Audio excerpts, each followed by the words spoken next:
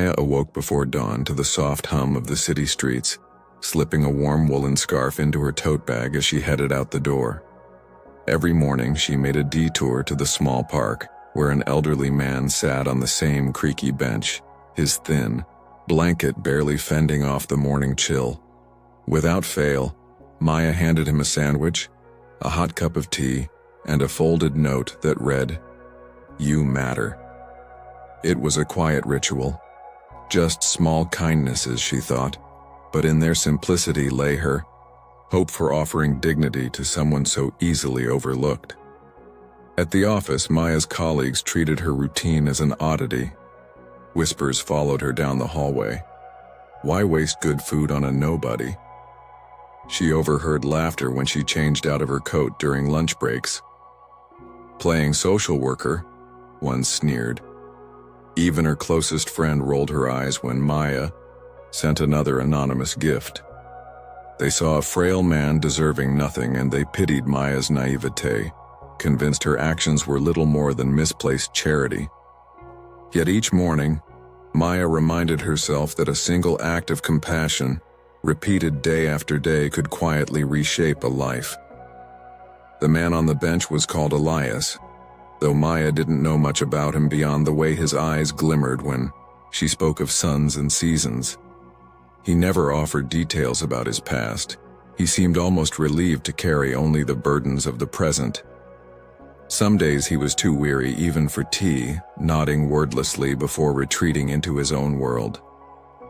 Late at night, Maya wondered if he remembered a better time.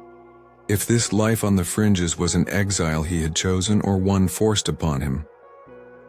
When Maya announced her forthcoming wedding, she nervously hoped Elias might join the celebration, though she feared her disapproving friends would surely object. Invitations went to family, coworkers, and a handful of childhood friends. She kept her promise to herself. An anonymous envelope slipped into Elias's tattered hand, bearing a simple invite and a line of trembling script.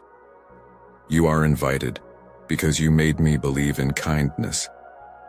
On the day of the wedding, sunlight danced through stained glass windows of the old chapel. As Maya stepped into the aisle, hearts fluttered at her radiant smile. But halfway down she froze. Pushing aside the heavy oak door was Elias himself, leaning on the arm of a tall man in a crisp military uniform. Behind him followed a group of similarly uniformed men and women, their medals glinting under the daylight. The chapel murmured, in disbelief. This was no nuisance to be dismissed. Elias's voice, steady yet soft, rose above the hush. "I am Lieutenant Colonel Samuel Elias," he announced. "I fought alongside these brave souls in Afghanistan, and they are my family still." Heads turned as each veteran stepped forward. One by one, they spoke of missions saved by Elias's courage, of villagers rescued, of lives handed back to hope. The crowd sat stunned. Here was a hero who had slipped unnoticed into their midst, now reclaimed by those he once led. Then the tall officer handed Maya a framed letter. Her hands trembled as she unfolded it. The words within were from the unit's chaplain, words of gratitude not just for Elias's valor, but for the role Maya had played in his rebirth. Without her sandwiches and gentle words, it read, Samuel might have surrendered to his demons. Her unwavering kindness brought him back from the brink. A warm hush settled as attendees understood. Maya's small deeds echoed louder than any medal. Tears welled in Maya's eyes as Elias approached, leaning on his officer's arm. He offered her one gloved hand. "You saved me," he whispered, voice thick with emotion. Around them, faces shifted from skepticism to awe. Those who had mocked Maya now knelt beside her, pressing cards and hugs into her arms. Her dearest friend, cheeks wet with contrition, stammered an apology for ever doubting her. In that moment, kindness itself was vindicated, its power more potent than cynicism. After the ceremony, the veterans led a procession outside where the catered feast had been laid. But instead of champagne, platters of sandwiches identical to those Maya brought each morning circled the guests, her way of extending the lesson she lived. Invitations were extended to the homeless shelter in their city. Guests pledged blankets and coats. Maya watched as Elias went silent, laughed roguishly at a toast raised in his honor, his shoulders straight and heart unburdened. In the weeks that followed, the ripple effect swelled. Maya's office launched a community outreach fund. Elderly neighbors received surprise care packages.